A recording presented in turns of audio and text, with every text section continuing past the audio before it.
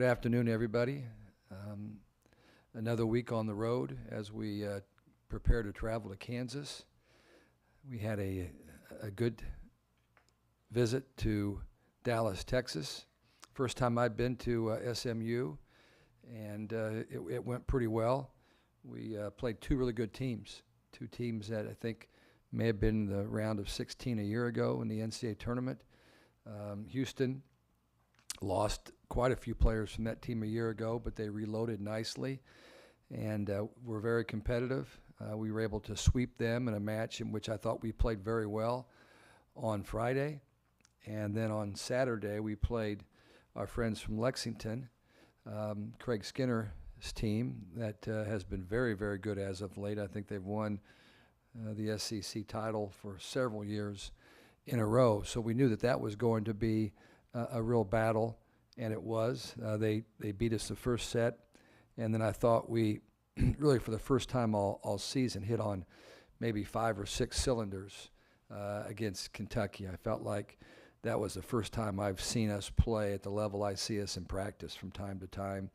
And really in sets 2, 3, and 4, we were in control pretty much the entire time. So it was a little bit different than I expected, but I credit our players for coming out and after a tough first set, settling down, just being focused on what was the task at hand, figuring out how to defend, how to score points.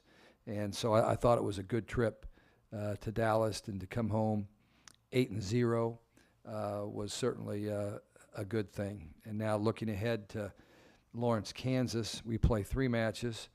I think the combined records of the teams over there is like 38-4. If I've added them up real quickly. You've got Kansas, who's 7-0. That's our first opponent. They're going to be ranked in the top 10 this week. You have Creighton, who's 7-2, but their 2 losses have been on the road at Nebraska in 5 and at Louisville yesterday in 5. And then you've got Tulsa, who is 8-2, and their only losses have been to Baylor and Oklahoma. So really, really good competition. It's kind of an Elite 8 atmosphere with that type of talent that we have to prepare for. And for us, it's our 3rd weekend in a row on the road. So far, so good. I think our kids have held up very well. We haven't had any type of travel issues whatsoever. And we'll be at home for a couple of days to practice this week. Then Wednesday, we get on a plane and fly to Lawrence, Kansas. We'll practice there and then play on Thursday against the Jayhawks, who are picked to win the Big 12 conference. So that could be a real Donnybrook in Lawrence, Kansas. And then Friday, we play Creighton, who, by the way, does not play on Thursday. So they'll have 4 or 5 days of preparation to get ready for us. We'll be coming off of a big match with Kansas. So we're going to have to be really good in our ability to transition from one big match to another. But last year, our season turned around in Lawrence, Kansas. I think we were coming off of a 1-2 weekend at home where we lost to both Loyola and, help me out back there, we lost a couple of them. Creighton, lost to those 2 teams with a young outfit. And then took off for Lawrence, Kansas, and we're playing 2 top 15 ranked teams in Marquette and Kansas, and we found a way to win both of those in 5 sets. And I really felt like that changed the complexion of our season. So the new venue there in Kansas has been good to us, and we're hoping that will be the case again today. I want to mention a couple of players. Julia Kane, who is not a household name yet, I don't think. But Julia Kane is coming in and doing a phenomenal job of serving the ball and playing defense for us. She did not play much at all a year ago as a freshman, but certainly has developed nicely during the offseason and is really, really helping us right now. Elizabeth Carr did not play against Kentucky, but had a really good game against Houston, and every time that Elizabeth has been on the floor, she's been great for us. She's our 6'6" redshirt sophomore that can play both middle and right side. She's super valuable to us right now, and I would expect to see her play a little bit more this weekend because she's been nothing but really, really good. for us as we move on. And then we think we're going to have Raven Gray back. Raven's been out with an undisclosed illness, and but she is going to be back, and she gives us a physical presence in the front row that we were missing a little bit for the last week and a half. So update on the roster and where we're going and what we've been doing. And Sam, I guess if you're ready, I'm ready. You just mentioned 2 front row players who we haven't seen a whole lot of, or you expect to implement more. But also, I think obviously when people look at your team, they think Chloe, they think Eva. But it looks like between 5 players, you've distributed the ball pretty well, and you're hitting almost 300 against that schedule. What's been the key to kind of having that balance and success across the board? Yeah, I think a lot of hard work. You know, it's been a focal point of ours for a year and a half to increase the efficiency and numbers behind our setter. So everything that our middles run off 1 foot behind the setter, and everything we set to players that we can go to. Last weekend we didn't get the ball to our middles enough. So that's going to be a focal point in our practices this week, is getting a lot more comfortable feeding the ball to our middles, because we have really, really athletic middle hitters. And sometimes you just can kind of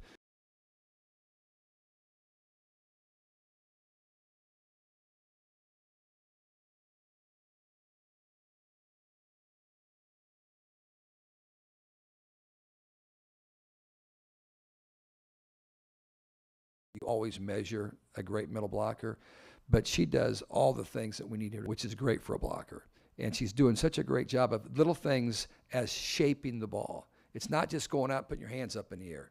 It's going out with the intent that you're going to block people and knowing how to shape the ball back into the court so it's not going out of bounds. But mostly it's just her confidence, her effort, and her desire, along with that great athletic ability that she did. We wanted to have a little bit more time to get ready for the start of the Big Ten season. That was thinking it would be Friday. Then they moved us up to the opening match of the Big Ten on the Big Ten Network with, I believe it's Penn State, that we play on that Wednesday. So, yeah, we'll have our hands full. But I've got 2 people on my staff that went to school at Penn State, and I think that they'll be ready. I think they'll have our team's game plans and scouting. That they'll be ready to go when we play a really good Penn State team. Speaking of your coaching staff, you do have an addition this year, John Klanick. What has he been able to bring to the program and into practice every day for the team? Well, John's a real calm demeanor out there, and sometimes it's nice to have that balance when you have, you know, other coaches that might be a little more intense, a little more vocal. He's very knowledgeable. John Klanick was at Rice for the last 5 years, where they had their best years of volleyball over the last 5 years, if I'm correct. He was at Houston a year before that. He played at Ohio State, where he helped lead his team to a national championship. So he brings, you know, this confidence, and I think our players look to him and know that he's been there and done that, and so they believe certainly in him. He's well versed in a lot of areas. We have him working with our outside hitters. We have him working with our blockers. We have him working with our passers. There's certain areas that I think he can bring really good knowledge and coaching to our team. But I just think that he's just this really good guy that I think you need to have on your staff. Not that we don't have a lot of good guys, because I'd like to think that we do, but he's very non-threatening. Our players just, they like to hear from him. They like to talk to him. They like to be around him, because he's a good person that has good information for them and knows how to distribute that. I think he'll distribute more and more as he gets more and more comfortable with what we're doing here. But he's a great balance to our coaching staff. We're very fortunate to have him. Yeah. Corey, what do you got? I don't, actually. Nothing. Okay, save for the podcast. Okay, we'll see you on Dig City then later on. All right. Thank you, and have a great week.